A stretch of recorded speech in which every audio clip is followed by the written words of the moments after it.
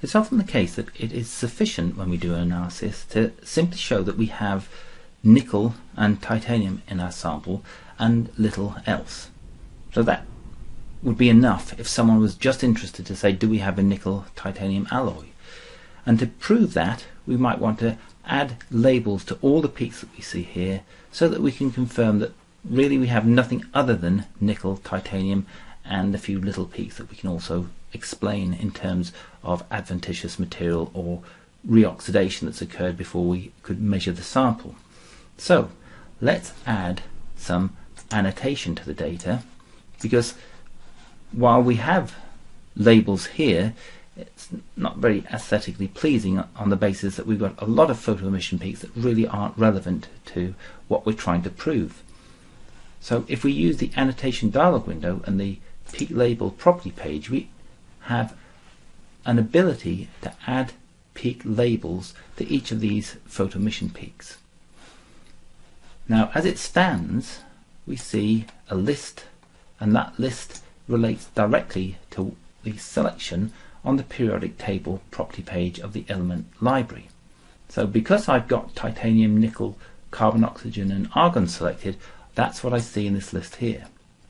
And I could go through this entire list and select these various photoemission lines in terms of labels and go through adding using the control key, holding this down as I make the selection. That adds to the selection. If I were to not hold the control key down, you'll see it deselects the already selected lines.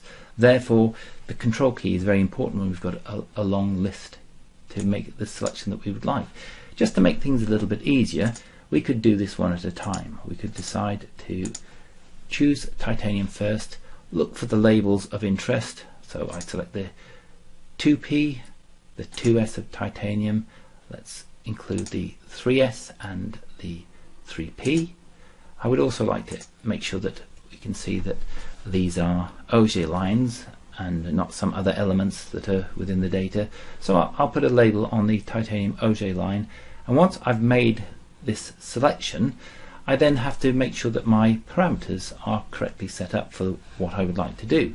So a peak label is a labeling of peaks. So I do not want the labels to change in position if I zoom the data. So I have an option here for the position of my labels, and I've got it selected as data. So that means that when I position one of these labels, they will be labeled associated with the energy and also the intensity of the peak. So that's what the data means. If I'd selected display, then the label would be fixed in a relative position to the axes and the display area. So if I zoomed at that point, I would then change the position of labels relative to the photoemission peaks. So I've got this set up correctly. I have peaks that are close together, so I would like to use vertical text, and if I tick this box I will get vertical text. If I untick it, it will be horizontal. Finally, I might want to choose a different font. Let's make it 16 so that it's small enough that I can label peaks that are close together. So I've got my selection. They're all grey now, but they were blue before. Now just pressing the apply button will be enough, based on this selection and these parameters, to label up the data that we see here in terms of titanium. And that's exactly what's happened. So here we see these titanium labels. I can remove the element markers and see clearly what I've done.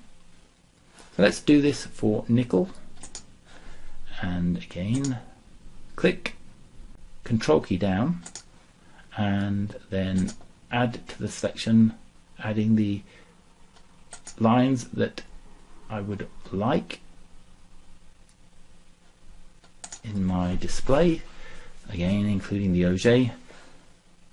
Let's now say apply, and there we have this selection applied to the nickel. So each one of these nickel peaks is now labeled. We could do oxygen and carbon at the same time, perhaps, by removing the nickel and say I want the carbon 1s, oxygen 1s, and say apply. So that indicates the small peaks. Maybe this peak here needs some explanation, so let's add the argon 2p and clear the element table. So now I have a display of my data that I could then take out through the clipboard and add to some other program, such as Word, Excel, or any spreadsheet that you might use. So this demonstrates enough of the statement that nickel and titanium are the dominant elements within this alloy. However, saying that actually isn't altogether true, because when we look at photoemission peaks, we have to be aware that these photoemission peaks come with different relative sensitivity factors. So while we have demonstrated that nickel and titanium are within the sample, what we have not done is indicated how much nickel and titanium or these other elements are in the sample. A very small peak such as lithium might actually represent a big proportion of the material, and you would not know that simply by looking at the data. You'd have to know the relative sensitivities of these different photoemission lines, and that is the other function of the element library. It correlates the relative sensitivity of these different photoemission lines with the photoemission lines themselves, so we can see whether there really is an equal amount of titanium and nickel or a differing amount of titanium and nickel. We can't see that simply by looking at the photoemission peaks themselves.